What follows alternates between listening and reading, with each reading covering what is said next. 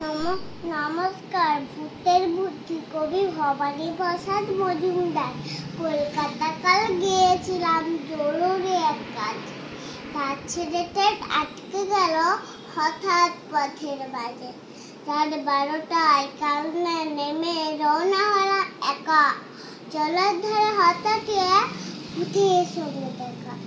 ভূত বললে, দাঁড়া, আমার ছোটকে আর পাবো, এক তুড়ি তার ঘাড় কটকে রক্ত টুনে খাবো।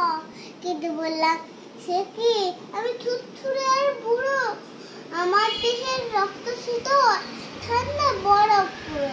তার চেয়ে ভাই পাগলে কোনো জোয়ান ছেলে নেই, তাদের দারুণ মজা পাবে তাদের গরম রক্ত খেয়ে। ভূত বললে, হোক ঠান্ডা, করবো তোকে সবার ইচ্ছা আমার হচ্ছে না আজ খুব খাবার। নমস্কার।